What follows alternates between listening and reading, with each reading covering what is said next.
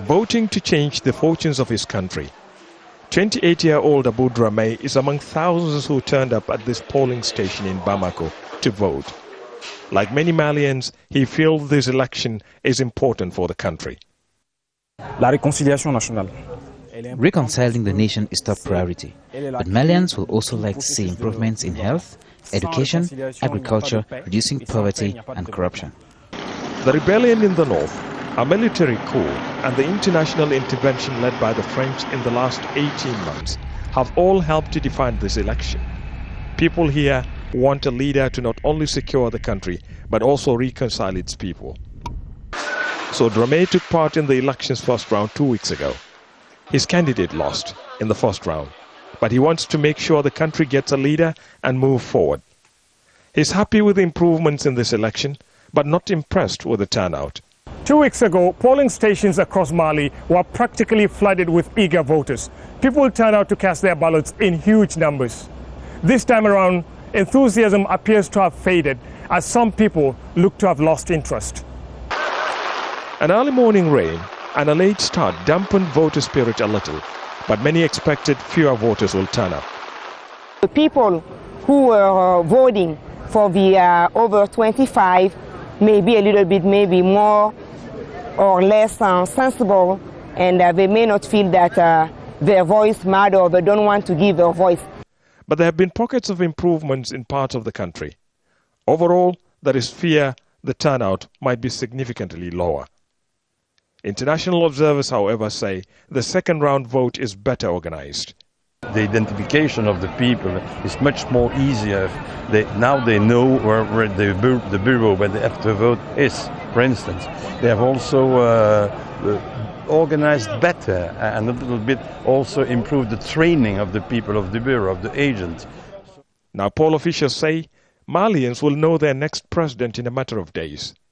But whoever wins this election, which is seen as an important milestone, will have to quickly tackle issues so important to Malians.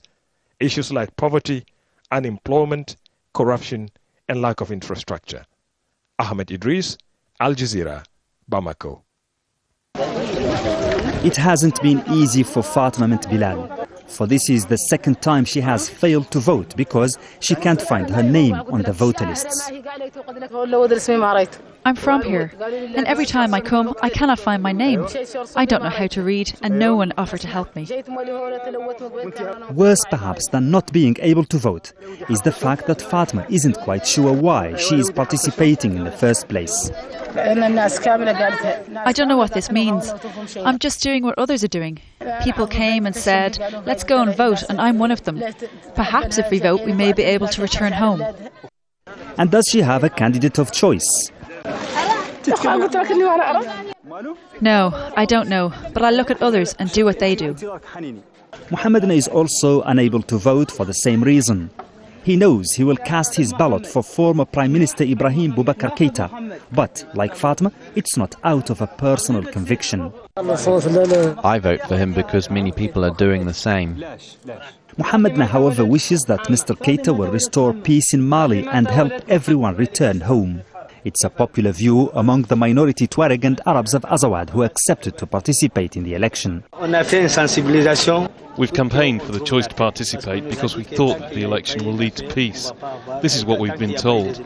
But many of us could not vote because the supporters of Soumaïla Cissé, who control the region of Timbuktu, prevented our ID cards from being sent to us because they know we will vote against their candidate. Abu's friend gives a different view. Only a small number of refugees have come to vote, thinking that the election will lead to peace. But the majority have boycotted because they believe that voting will only confirm the plan to keep Azawad as part of Mali, and we will never acquire independence. Mohammed himself is one of those who believe they can vote for peace and at the same time continue a peaceful struggle for independence. For the time being, this seems to be the official point of view of the Tuareg rebels. Mohammed Val, Al Jazeera, Basikno.